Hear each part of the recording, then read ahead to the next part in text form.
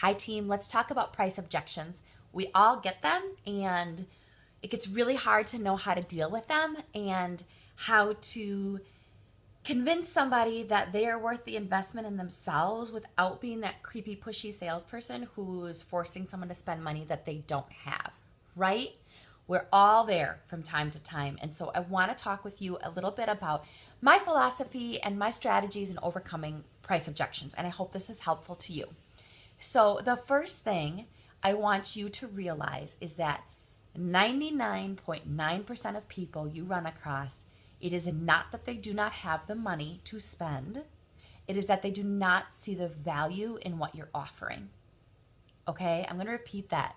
It is not that they don't have the money. It's that they don't see the value. People spend all sorts of money on things that make them unhealthy. Fast food restaurants, Starbucks, beer, going out to the bar, a cable TV, a gym membership they don't use. So you can't tell me that most people really and truly don't have $140 to invest in a challenge pack. It's that they don't feel that spending $140 on themselves in a fitness program that they're probably not going to complete, that they've probably tried something like this before, and the shake seems really expensive to them. They don't feel like that's an investment in themselves and their future that's worthy. They feel like it's a luxury that they don't want to spend and that they don't want to budget for. So the first thing I want you to do is to get over that mindset. Some people truly may not have the funds, but I would say the vast majority of people you're speaking to do, but they're spending that money in other places that's probably not making them healthy. So I want you to go in with that mindset. And I also want you to go in with the mindset that you are offering something valuable. The minute you start apologizing for the price, oh, I know it's expensive, but, yeah, the shakes are kind of expensive, but no, stop. You invested in yourself. Why shouldn't they invest in themselves? Stop apologizing. Stop being wishy-washy. Stop letting people push you around about the price. Own it. You spend $100 a month on your shake. And I don't think it is too much to invest in your own health.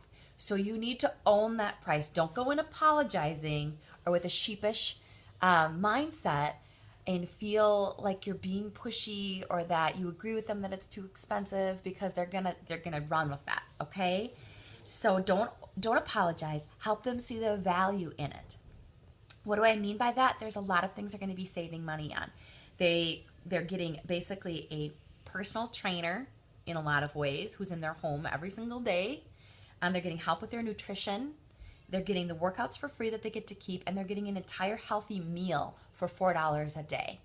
So that is huge. Can you imagine if they hired a personal trainer, a dietitian, and got an amazing meal every day and went to the gym every day, what they could actually be spending on their own health? It would be a lot more than $140, right? So help them see the value in it. Say, look at all that you're going to be getting for only $140, and then list out the amazing investment that they're making in themselves. And it's a steal, guys. And if it doesn't work for them, they can return it for their money back. So it's pretty amazing. So those are my first tips, okay? Realize that people, it's more of a concept of them not wanting to invest in themselves and their health. Don't go in apologetic about the cost, and add value to what you're giving them. Show them how they're going to save money and all that they're getting for the price, okay? And then I'm just looking at my notes here.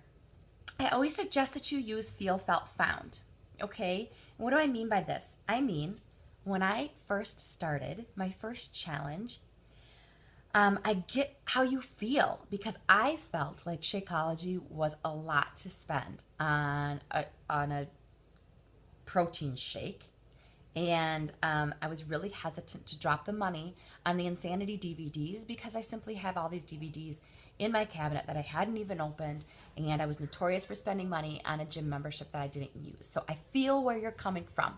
Guys, that's different than apologizing for the price. I feel where you're coming from. I felt the same way. But then I found that unlike the gym, I actually made use of my DVDs because I didn't have to go anywhere, and it saved me money on a gym membership. I always used to pay like $70 a month for my gym membership, okay?